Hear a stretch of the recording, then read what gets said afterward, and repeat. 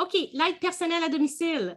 Donc, pour ce faire, à chaque semaine, on invite toujours un étudiant ou une étudiante qui va venir participer au podcast. Notre objectif, c'est d'être éducatif. Et cette semaine, on reçoit Maïka Martin. Maïka Martin, qui est une étudiante en droit à l'Université de Montréal, technicienne juridique et qui a travaillé, qui a été mon adjointe pendant 1 an. Elle était technicienne juridique. Elle a tellement aimé ça qu'elle est retournée à l'école pour préparer la relève. Alors, bienvenue, Maïka. Merci beaucoup d'avoir accepté de venir parler d'aide personnelle à domicile avec nous. Bonjour, bonjour. Merci de l'invitation. J'apprécie beaucoup. Ça me permet de mettre en pratique ce que je vois à l'école puis de mettre des mots sur ce qu'on voit.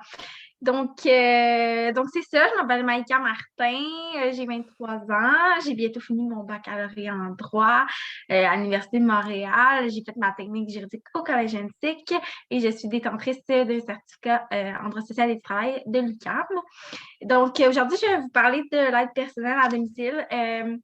L'aide personnelle à domicile, qu'est-ce que c'est? Ben, dans le fond, c'est un autre genre d'indemnisation qui, malheureusement, n'est pas beaucoup proposé par la SAC. C'est comme un peu je sais pas comment l'expliquer, une bibite. Moi, j'appelle ça des fois un peu comme du bonus. Tu sais, c'est pas considéré comme une indemnité de base, là, tu sais. Exactement.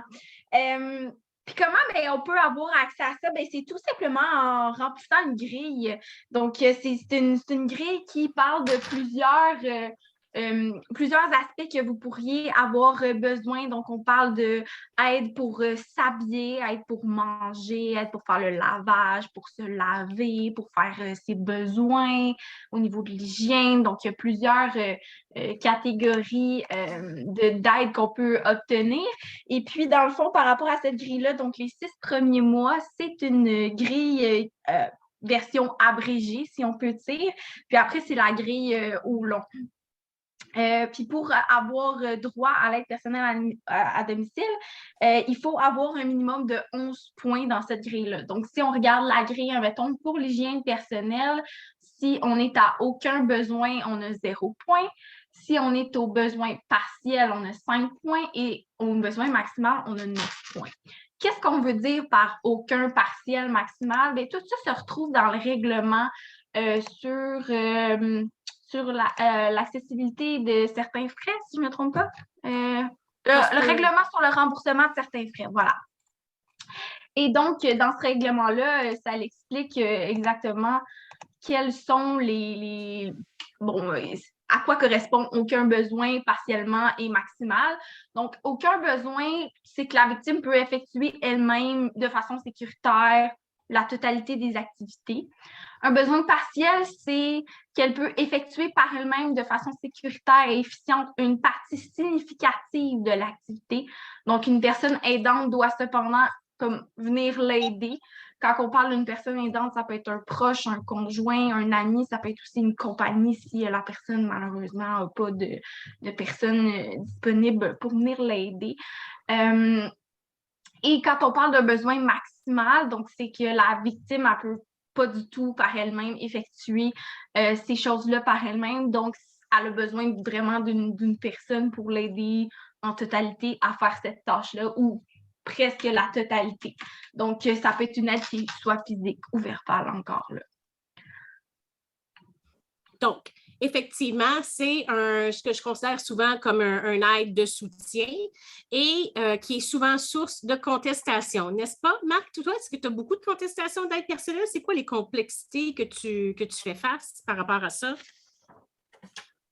C'est la quantité, j'appelle ça, moi, une avalanche de décisions.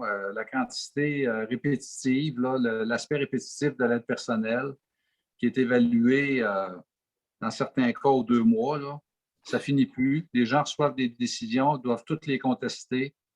Et le tribunal administratif, pas plus brillant quant à moi, là, tombe dans le panneau des durées limitées de décision. Alors, tu as une personne qui a contesté une première décision en 2018 pendant 3 mois, l'aide personnelle, là, c'est revisé, il y a une autre décision, elle a oublié de la contester. Là, la troisième, elle l'a contestée. Puis finalement, on se retrouve avec un jugement qui va toucher une période de 2-3 mois plutôt que de toucher la totalité de la période. C'est vraiment terrible. Et ça oblige l'accidenté à une gestion qui est quasiment comme celle d'un bureau d'avocat. Puis même les bureaux d'avocats, nous autres, on en reçoit tellement, on les conteste, mais des fois, il peut arriver qu'on en a une qu'on n'a pas contestée parce qu'il y en a tellement. Ça m'est arrivé dans un dossier que j'ai échappé 2 périodes, mais tu sais, il changeait quasiment tous les mois. On recevait des décisions, Ça veut dire une première contestation, un réviseur qui va mettre une étampe d'approbation. Là, tu t'en vas au tribunal, ça veut dire qu'un dossier est ouvert. Pour ça, il y a une personne qui travaille dans le dossier. Tout ça pour des... C'est ce que j'avais demandé, moi. Pourquoi qu'on ne fait pas ça un peu plus simple? Une fois qu'un aide personnel est alloué, qu'on garde ça pour une durée au moins de 6 mois. Venez pas me faire croire que la personne guérit instantanément comme telle, là. Donc, faire des plus grandes périodes qui soient beaucoup plus claires. Fait que ça, c'est une première chose qui aurait pu être faite alors que l'aide personnelle n'a pas été touchée. Et l'autre, c'est toute l'histoire de surprésentation de pièces justificatives. Oui, exactement. Donc, à chaque fois que la personne veut avoir, mettons, se faire rembourser parce qu'elle a eu besoin d'aide pour s'habiller, donc elle a eu besoin du temps d'un conjoint, quoi que ce soit, elle doit avoir une facture, un reçu qu'elle doit envoyer à la SAC, puis là, c'est long, c'est des délais administratifs. C'est surtout quand tu règles le dossier, mettons, 2-3 ans plus tard, après des contestations, puis on va dire, OK, on va te le donner, mais là, tu as ton beau règlement, mais là, tu retournes à la SAC, puis là, il faut que tu fasses des pièces justificatives. Mais le conjoint n'a pas fait de pièces justificatives. Il n'y a pas de preuve là, qu'il y a eu des transferts dans le compte de banque. Là. Ouais. Fait que, ça, je trouve ça problématique. Surtout quand c'est un conjoint ou un membre de la famille, là, c'est illusoire de penser qu'on va demander une facture à quelqu'un qui nous aide puis qui est dans notre famille. Puis l'autre problème là-dedans, dans l'aide personnelle à domicile, selon moi, c'est que les accidentés ne sont pas informés.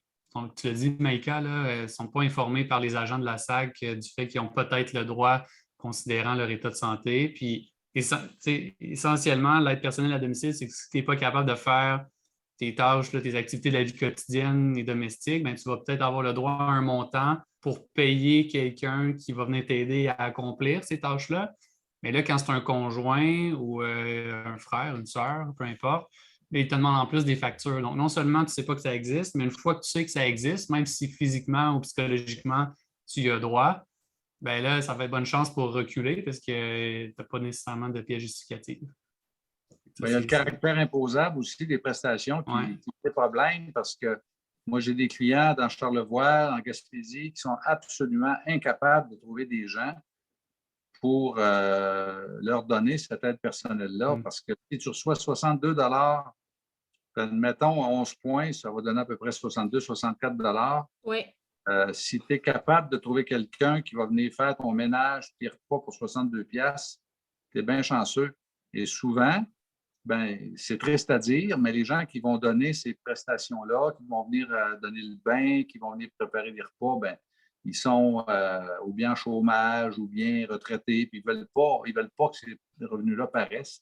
C'est clair, c'est un secret de polichinelle. Alors, en déclarant, en demandant le nom de la personne, puis en disant que c'est un caractère imposable, bien, ça devient virtuellement impossible pour bien des gens de trouver quelqu'un qui va leur donner ces soins-là.